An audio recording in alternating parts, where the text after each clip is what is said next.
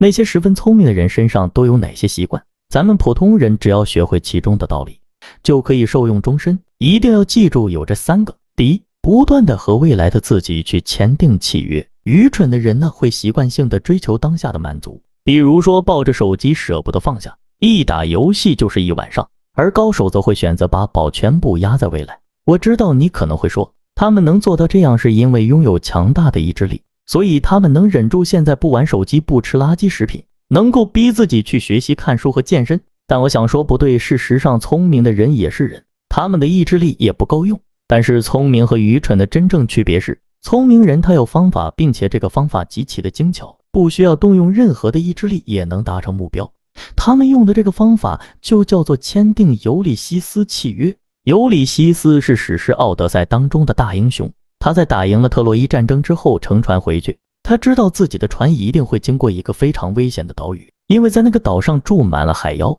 也就是星巴克 logo 上那个女妖啊。据说人们只要听到女妖的歌声就会迷失自己，最终让船只会触礁沉没，然后呢，海妖会全部出动，把全部的船员给他吃掉。但是这个尤利西斯他就偏偏想听听这个女妖的歌声到底有多好听，于是他就想到了很绝的一招，就是下令让所有的船员把自己的耳朵都捂上，并且他把自己绑在了船上的桅杆上，然后他对船员说，到时候只要我听见海妖的歌声，我变得越来越挣扎，你们就把我绑得越来越紧。最后怎么样呢？他如愿的听见了歌声，也安全的驶出了那片海域。你看啊，有的时候把决策权交给外界可能会更加的安全。而所谓的尤里西斯去，其实就是指你预判到自己的未来有可能会经不住诱惑的时候，那么你就要在当下做好预防。比如说你怕自己偷懒不运动，你就可以提前把约会的地点设置在健身房。你担心自己会打游戏，你就可以预约一家沉浸式的自习室来替代自己在房间里面去学习。还有，你还可以在你的朋友面前做公开承诺，把当天的学习计划给他披露出来，用他人善意的目光去督促自己的学习进度。总之，当你预判到未来你有可能会失控，那就现在立刻马上制定好应对的计划。好，咱们接下来再说第2个习惯，就是把自己当做一颗种子。咱们这个世界上的人呢，他其实分2种，一种是石头，一种是种子呢。石头型的人啊，非常相信天赋的重要性，他们总觉得自己干不成这个，干不成那个，是因为自己不适合干这个。而种子型的人呢，则认为世界上的一切技能都是可以通过学习获得的。石头型的人格都很糟糕，但是比这更糟糕的是，就是你明明是石头型的人格，还误认为自己是种子型的人格，这就等于放弃了最后一线生机。有一个数据表明，种子型的人格在人群当中的占比是不到 5% 的，但是问卷调查却发现有 50% 的人们都认为自己是种子型的人格。所以你到底是哪一种呢？那么你可以试着回答我接下来这几个问题去判断一下。第一个问题，你觉得有没有可能通过半年内的训练，把自己100米的跑步成绩提高 20%， 就是说大概提高2秒左右的时间？第二个问题，你觉得你可以在1周之内准备出一场极其精彩的公开演讲吗？第三个问题，你觉得你有能力做出一个100万粉丝的视频账号吗？在没有特殊的情况下，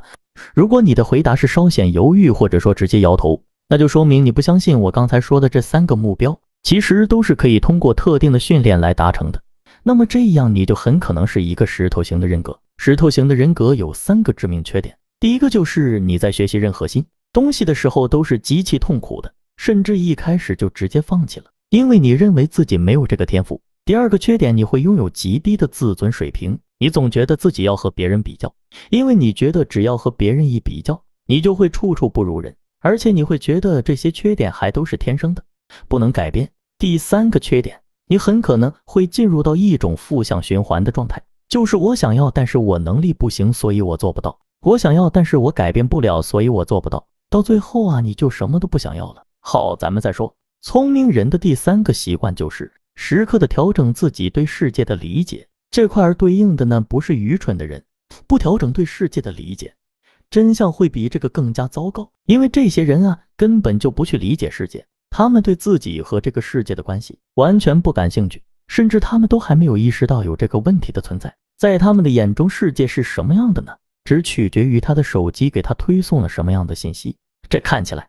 在互联网时代好像很正常，但是你有没有想过这会带来一个巨大的深刻影响你的，甚至会伴随你一生的问题，那就是你永远也无法自洽。活在这个世界上，自洽有多重要呢？不自洽，你就会搞不懂自己，不理解自己为什么会经常莫名的感到烦躁焦虑，你的未来会迷茫，不知道路在何方。不自洽，你就搞不懂生活，你搞不懂啊。就是说明明自己只想要简简单单快乐的过完这一生，却总是要不得不去做一些自己根本不愿意做的事儿，对吧？不自洽，你就搞不懂这个世界，你不理解为什么网上都在批评资本家是如此的万恶，压榨剩余的价值，但是自己啊却还要不断的去学习各种技能，去给他卖命打工。你有想过这些问题吗？或者说你想清楚这些问题的答案了吗？大多数人可能会说我不知道，我压根儿没有想过，但是不知道的成本是极其高昂的，因为这些问题呢不会因为你的不知道而消失，一句不知道，这些问题呢